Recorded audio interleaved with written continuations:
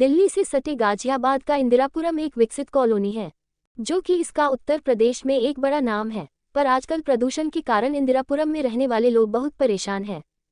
इंदिरापुरम में प्रदूषण इस बार चरम सीमा पर पहुंच गया था।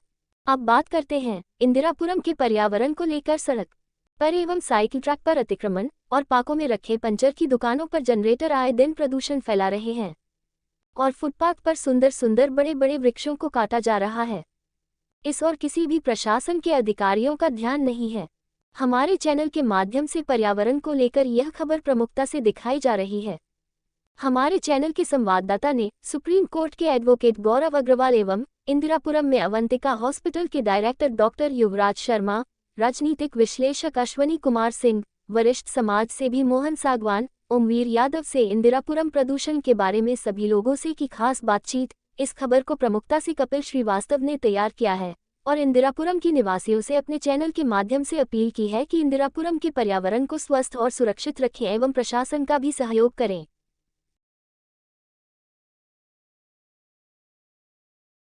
इंदिरापुरम में दिल्ली एनसीआर में सबसे ज्यादा पोल्यूशन इंदिरापुरम में पाया गया था। कैसे देखते हैं आप इसको?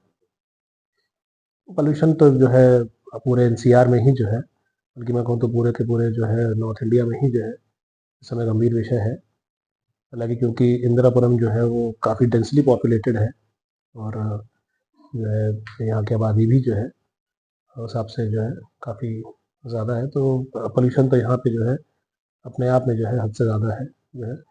वैसे भी जो है जो हमारे इंदिरापुरम से नज़दीकी जो है एरिया लगता है आनंद विहार का, दिल्ली का जो है ये one of the most polluted area भी जो है माना जाता है। तो गंभीर तो विषय अपने आप में है ही है जो है। इसमें सबसे दुर्भाग्य की बात यह है कि जिन जो है जो संस्थाओं को जो है इस पे विषय पे ध्यान देना चाहिए, वो संस्थाएं जो है इस पर कोई भी अपना जो है अपनी तरफ से कोई भी कार्रवाई करने को जो है राज़ी नहीं है। और ऐसा नहीं कि उन्हें जो है इस बात के बारे में जो है सूचना नहीं है। बहुत सारे अधिकारी जो है इन संस्थाओं के खुद इंदिरापुरम में भी रहते हैं, परंतु फिर भी उसके बाद भी जो है कोई इस पर कार्रवाई करने को वो खुद जो है राजी नहीं है। सर, इंदिरापुरम में खासतौर पर अभी हाल ही में देखा गया अपने स्वार्थ के लिए सर्विस रोड हो या फुटपाथ हो या साइकिल ट्रैक हो, वहाँ से इतनी सुंदर सुंदर पेड़ हैं, जो पेड़ काट दिए जाते हैं, उसको आप कैसे देखते हैं? तब पेड़ काटे जाएंगे तो पर्यावरण पॉल्यूशन तो हो गई सर इंदिरापुरम में। निश्चित बात है जो है, देखिए पेड़ जो है जितने भी इंदिरापुरम में लगे हैं, जहाँ भी लगे हैं, वो बेसिकली जो है वो काम करते हैं स्पंज का। जो पोल्यूशन हो रहा है उसको वो एब्जॉर्ब करते हैं। धूल मट्टी भी जो होती है वो उनकी वजह से जो है काफ़ी हद तक सीमित रहती है, उड़ती नहीं। अब अगर पेड़ काटे जाएंगे और नए नहीं लगाए जाएंगे तो अपने आप में जो है पोल्यूशन बढ़ेगा। दूसरा इसके अलावा जो है सबसे ज़्यादा दुर्भाग्यपूर्ण बात यह है कि ये पेड़ गैर कानूनी तरीके से काटे जा रहे हैं, जिसमें जो है ना ही प्रशासन को कोई जो है सूचना है। प्रशासन को जब इनके कटने के दौरान भी सूचना मिल रही है जो है, तो भी प्रशासन इस पर कोई कार्रवाई नहीं कर रहा है। और सबसे खराब बात तो ये है कि जो फॉरेस्ट डिपार्टमेंट है वो तक इस पर जो है कोई कार्रवाई नहीं कर रहा है। इसमें ऑलरेडी जो है ट्राइब्यूनल्स के, एनजीटी के, सुप्रीम कोर्ट के कई आदेश हो रखे हैं, जिसमें कोर्ट ने सख्ती से जो है इसको देखने को कहा है, परंतु फिर भी उसके बाद भी जो है इस संबंध में इस विषय में कोई भी कार्रवाई जो है अधिकारियों द्वारा नहीं करी गई है जो है। क्या लगता है सर, लोगों में जागरूकता की कमी है कि जानबूझ के काटे जाते हैं, कि प्रशासन एक बार अगर कार्रवाई कर दे तो फिर वो लोग जागरूक हो जाए कि अगर पेड़ काटेंगे तो उन पर कार्रवाई हो सकती है? इसको कैसे देखते हैं सर आपको? देखिए जागरूकता की तो निश्चित ही कमी है, लेकिन उसके अलावा जो है जागरूकता से ज़्यादा लोगों के अंदर जो व्यक्तिगत लाभ की जो है, व्यक्तिगत फायदे की जो सोच है वो ज़्यादा खतरनाक है। घर के सामने पेड़ है, उनको लगता है कि पेड़ हटाने से हमको वहाँ पार्किंग की जगह मिल जाएगी, हमको वहाँ पे एक्स्ट्रा स्पेस मिल जाएगी। किसी को किसी खास विषय से जो है भाई लगता है कि हमको पेड़ काट के लकड़ी मिल जाएगी, हम अपने पर्सनल इस्तेमाल में ले लेंगे। ये ज़्यादा खतरनाक है, क्योंकि लोगों को इससे ये एहसास नहीं हो रहा कि जो पेड़ वो आज कुछ समय में काट देते हैं, उस पेड़ को वहाँ पे लगाने के बाद उस स्थिति तक आने में सालों लगा जो है। दोबारा पेड़ लगाया भी जाएगा तो वो पेड़ बड़े होने तक जो है एक लंबा समय लेगा। आवश्यक ये भी है समझने को कि ऐसा नहीं कि 100 पेड़ लगाए गए तो 100 के 100 ही पेड़ जो है कल को पौधे लगाए जाएं तो वो बड़े होकर पेड़ बन जाए। इस परिस्थिति में मुश्किल से 20-25 पेड़ भी अगर जो है बड़े हो सकें तो बड़ी बात है। यहाँ लोगों की जो है जानकारी के कोई अभाव नहीं है, उन्हें पता है कि पेड़ लगाने से कितना फायदा, परंतु समस्या ये है कि वो ये नहीं चाहते कि वो पेड़ उनके जो है आसपास या उनकी जो है जमीन पे हो, जिससे उनको जो है कष्ट हो। दूसरे की जमीन या जो है दूसरे की जगह पे हो, वहां सही। इस पे अगर जानकारी जो है प्रशासन को मिलती भी है, तो प्रशासन जो है उस पर कोई कार्रवाई नहीं कर रहा। इस कारण जो है ना ही उन लोगों को जो पेड़ काट रहे हैं गैरकानूनी तरीके से, उन्हें कोई नुकसान हो रहा है, और ना ही जो है कोई उनको इस बात का कोई कानूनी तौर पे जो है प्रभाव पड़ रहा कि ये गैरकानूनी काम है, इसको करने से उन्हें दिक्कत आ सकती है। अगर प्रशासन इस पर कार्रवाई करे, उनके ऊपर जुर्माना लगाए, तो 2-4 लोगों के ऊपर जब ये जुर्माने लगेंगे तो इससे व्यक्तिगत तौर पे और लोगों के अंदर भी एक डर होगा और एक नेगेटिव इम्पैक्ट आएगा, जिसकी वजह से वो ये कार्रवाई करने से खुद बचेंगे जो है। हमारे चैनल के माध्यम से कई बार पेड़ कटिंग को लेकर प्रशासन को भी अवगत कराया है, पर लगता है कि प्रशासन की सरासर लापरवाही देखने को मिल रही है। इसमें आप कैसे देखते हैं? निश्चित तौर पर प्रशासन की लापरवाही है, क्योंकि ऐसा है नहीं कि प्रशासन को जो है इस बारे में सूचना नहीं है। जब ऑलरेडी पहले से ही कई सारी रिपोर्ट्स जो है इस संबंध में आई हैं और प्रशासन को अवगत भी कराया गया, तो जब तक प्रशासन जो है इसमें सख्ती से कार्रवाई नहीं करेगा, जो है ये विषय अपने आप में जो है सुलझने वाला नहीं है। सर, प्रतिवर्ष की भांति हर वर्ष केंद्र सरकार हो, राज्य सरकार हो, लाखों करोड़ रुपए पेड़ पर्यावरण पर खर्च करती है, और हम छोटे से स्वार्थ के लिए पेड़ कटिंग कर देते हैं। इसमें कैसे देखते हैं आप? ये विषय अपने आप में जो है, जो आपने कहा, गंभीर है, क्योंकि सरकार जो है जो पैसा लगा रही है वो गिने चुने पेड़ों पौधों के लिए जो ही लग पाता है। पौधे लगाए जाते हैं हजारों की जो है तादाद में, लेकिन जो पौधे अल्टीमेटली पेड़ बनते हैं वो गिने चुने रह जाते हैं। लेकिन उस दौरान जो कार्रवाई में पैसा लगा होता है, वो लगता तो कई सारे जो है पौधों के लिए है। अब यहाँ लोगों का जब तक अपना व्यक्तिगत जो है स्वार्थ जब तक ये नहीं खत्म होगा, तब तक इस संबंध में जो है कोई भी कार्रवाई सरकार चाहे, अधिकारी चाहे, पूरी नहीं हो सकती।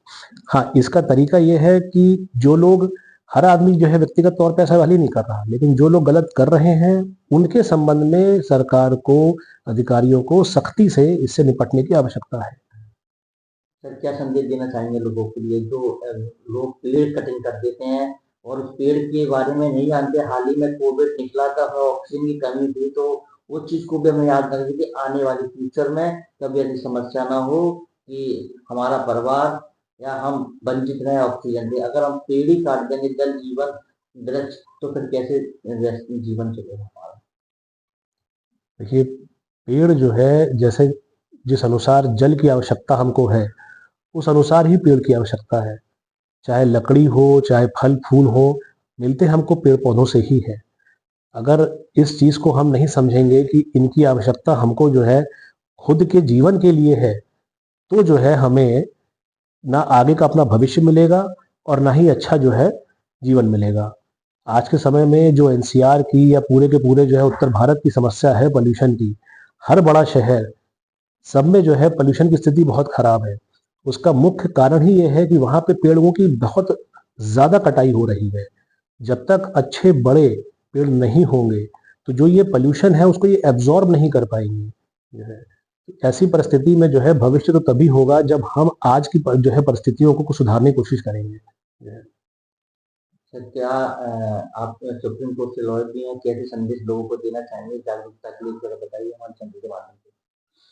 मैं लोगों से एक अब जो है विनती करूंगा कि वो जो है व्यक्तिगत स्वार्थ को ना देखते हुए जो है एक समाज के तौर पे जो है परिस्थितियों को समझें और जितना हो सके वृक्षारोपण करें। कहीं भी गलत हो रहा हो तो उसके खिलाफ आवाज उठाएं जो है। आज के तारीख में तो सोशल मीडिया की ताकत सबको पता है।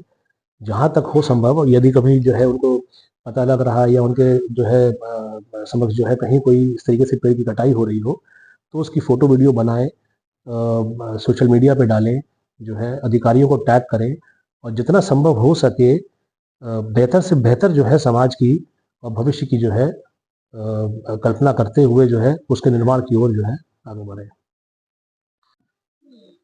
सर, प्रति वर्ष भी पॉल्यूशन इंदिरापुरम में ज्यादा था, इस वर्ष भी पॉल्यूशन सबसे ज्यादा था। कैसे देखते हैं एनसीआर में?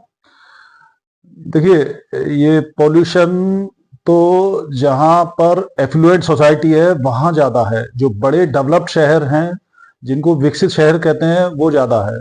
वजह यह है कि फाइनेंशियली तो डेवलप हो गए, सभी लोग, लेकिन वो मानसिक विकास, मैं उसको कहता हूँ मानसिक अविकास की स्थिति है, वो डेवलप नहीं हो पाया। तो यहाँ पर क्या है कि हर आदमी, एक तो शेखी में बड़ी गाड़ियों से सभी लोग चढ़ते हैं छोटी छोटी दूरियों के लिए। गोलगप्पे इंदापुर में मैं देखता हूँ, गोलगप्पे वाले की दुकान के सामने पास में, घर के पास जाएंगे, गाड़ी से जाएंगे, बड़ी गाड़ी से जाएंगे।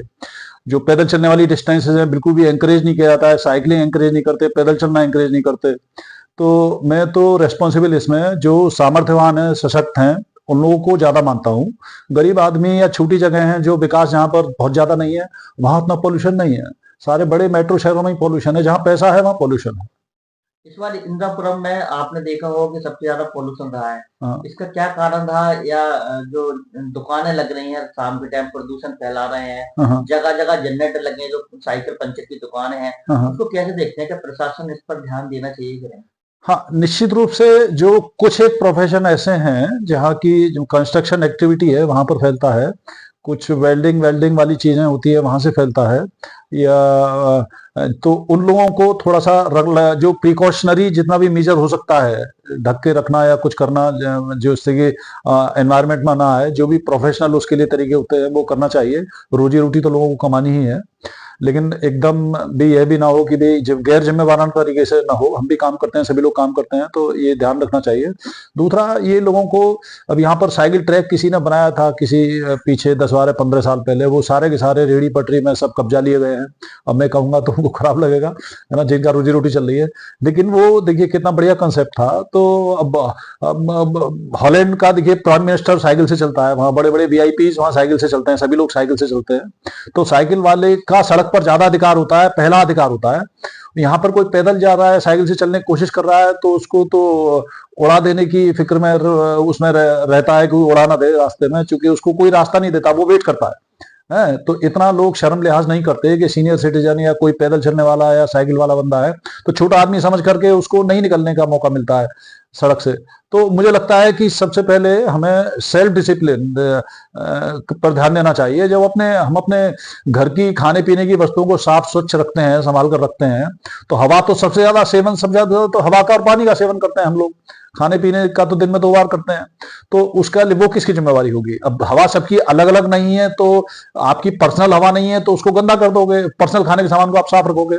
तो सेल्फ डिसिप्लिन का विषय ज्यादा है। समाज में सेल्फ डिसिप्लिन नहीं होगा तो फिर सरकारें कुछ ज्यादा, बहुत ज्यादा नहीं कर पाएंगी, मेरा मानना है। सर, प्रति वर्ष सरकार लाखों करोड़ों रुपए खर्च करती है पर्यावरण को बचाने के लिए और वृक्ष लगाने के लिए, पर हम थोड़े से स्वार्थ के लिए पर्यावरण और बड़े बड़े सुंदर सुंदर पेड़ काटे जाते हैं। हाँ। क्या ऐसा होना चाहिए कि नहीं?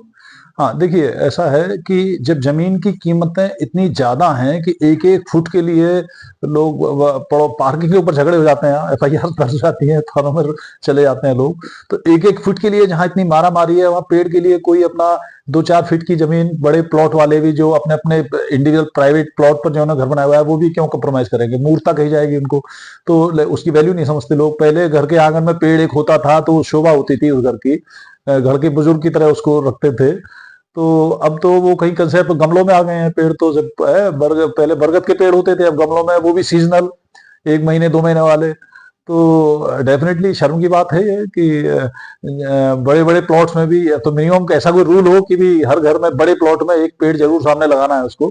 ऐसा बना सकते हैं, क्यों नहीं बना सकते? सोचेंगे तो बनाएंगे। पोल्यूशन से बचने के लिए क्या हमें करना चाहिए आम जनता को, खास तौर पे आज की तारीख में, क्योंकि पोल्यूशन बहुत है, पोल्यूशन से बीमारियां भी बढ़।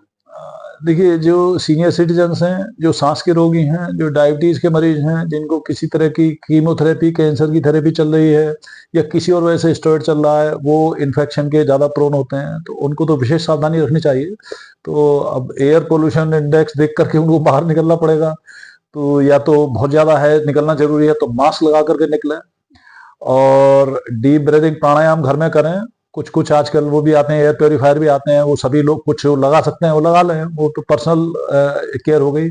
सबसे बड़ा तो प्रिवेंशन है जी। आपका समाज में जब तक जागरूकता नहीं होगी कि मैं जो कर रहा हूँ, मेरी हरकत से मैं क्या कंट्रीब्यूट कर रहा हूँ, क्या दे रहा हूँ, मैं तो मानना ये है कि भजन पूजा भगवान से भी ज्यादा जरूरी प्रकृति का ध्यान रखना है। उससे बड़ा कोई भी स्पिरिचुअलिटी नहीं है।